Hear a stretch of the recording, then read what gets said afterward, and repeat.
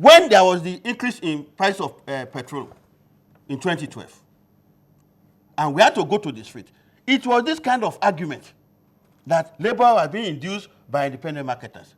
Yes, there was a reversal. Not total reversal from 141 to 97. People apply ethnic issues on that. And what some of us will have waited for, are waiting for is don't that take the glory. whether, no, it's important. Don't take the glory alone. Excuse, please. Almost all organized groups in private and public sector somebody in that gave strike. direction. So labor should not just take that glory. Nigerian Bar Association, the group I belong to, championed it to the That's last. your group. That group. To the last. So don't take the glory. Nigerian Bar Association is a labor group because they work. So you get it, and they were in alliance. So when you get say, it with so the trade union on that struggle. Don't take the glory. The point is that all the struggles that have been waged in this country, yes, they have taken the leadership. You see, they should. No, it's not. No, when I say they should, yeah, because by your definition, everybody is a laborer. Yes, at one point or the other, either at high or low level. And when you try to segregate between low and high, it is the low that later becomes high.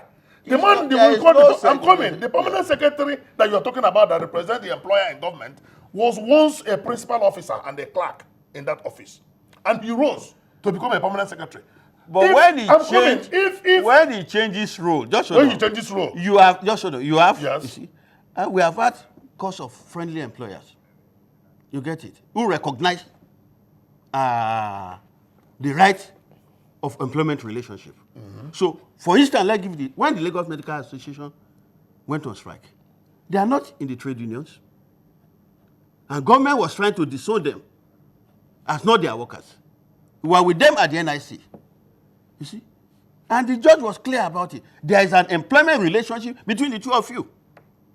So whether you recognize them as enemy or not is not the issue. Good. So when you talk about the labor relationship, that's the point. The question I want to ask as worker, even there are two working under you, they have a right to collective bargaining. Yes. But what happens is that what is not known is that most of the SSs, all those two people employers commit, you see, are not known to the public, maltreating them and doing all those things. So there are struggles that are being waged. They may not be adequate enough. And when we are talking labor, we are not talking struggles just at the level of centers. You have heard of ASU consistently on strike. You have heard of the medical workers consistently on strike. You have heard of the aviation industry. The point about production is this. A country must control its production. Once you don't control your productions, there's no way you can expand employment opportunity. There's no way you can expand productivity. You know this. Yeah, it's important. No, we have to use the word control. It may send wrong signal. A country must enhance its production. No. I am more comfortable with that. If you don't, I will give an example. Do you control your oil industry? That's why it makes you dependent. Do you control your aviation industry? You don't control by choice. It's not. The Constitution, the Constitution. The Constitution gives you authority to control. The Constitution says that the state, just so that. But by choice. Wait, it's not by choice. And out of government shall manage. You choose not to control. Wait, I'm not the one who writes the Constitution with all its limitations. It states very clearly under Section 16. You get it now. All right, gentlemen. Gentlemen, hold on. No, that's the thing, Uncle. It stated clearly that the major sectors of the economy must be controlled. Okay, it's the same thing with the electricity. Mr. Emu, hold on, Mr. Nzako, for your last question. We do not have too much of time left. So a quick one here, and we have to begin to wind down. How realistic is the 56,000 or 90,000, as the case may be, that's proposed as a new minimum wage? How realistic is that on one side? Number two, the size of the civil service that Mr. Nzako says is unproductive. Is that realistic as well, tied to the 56 or 90,000? That's where we have to table this. Going forward, what do we do? You see, there's what we call underemployment or redundancy. You are in channels here now. If the management make you redundant, it does not excuse the management responsibility to you. As long as is it government that's made the civil servants redundant? Okay. That's the point I'm talking about. The point is that the responsibility of government is to ensure that you expand, because population increases, there are demands. You see, if you are in the university, are you saying the way the university is built in 1960s, the way the universities must remain? Are you not going to expand your facilities? If you're expanding facilities, it creates other chains of work responsibilities. So the point is that if within a setup, they force you to pay even for redundancy. If I go to work in which I'm employed, and you don't create the necessary avenues of productive engagement for me, it does not excuse that management at the end of the month. Because it is not the worker that they say doesn't want to work. Now today, you are talking of the civil service. Minus in the civil service, you have several ministries. What are the responsibilities of those ministries? If you are Minister of Agriculture and Cooperative, is it about more cash on the road or about more people engaged in productive activities? In which way have you created an enabling environment? You have somebody who is now leaving the school system. You see, you want him to go and start a farm on the basis of a small-scale loan, which is enough to kill that initiative. Okay, Mr. Nzako. The issue is this. New minimum wage proposal, how realistic? That is what brought us here.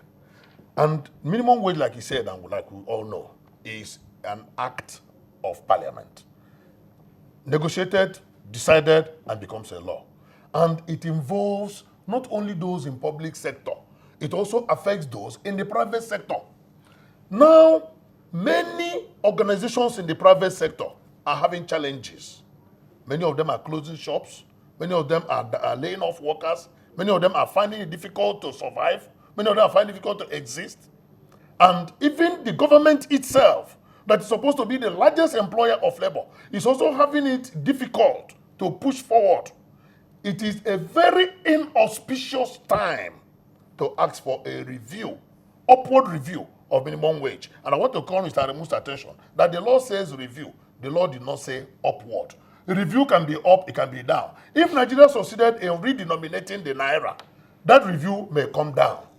You can't denominate the naira I'm coming. If Nigeria succeeded under Soludo then in redenominating the naira, whereby the value of the naira goes up according to the economists in him, then you possibly will not be, the 18,000 naira would have been a large amount of money as we speak.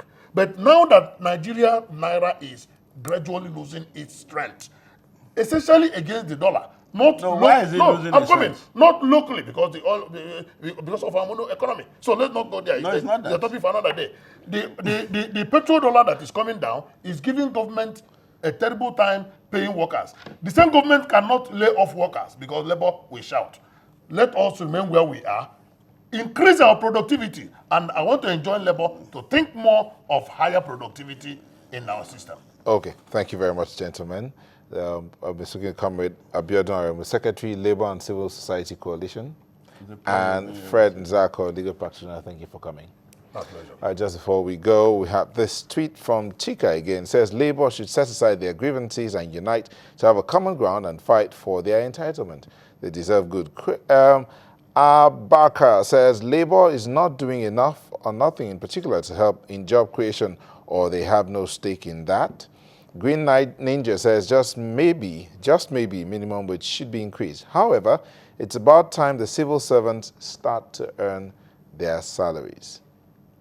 Well, that's where we have to let it go. Thank you so much for letting us be a part of your evening. Till we bring you another edition. Bye-bye.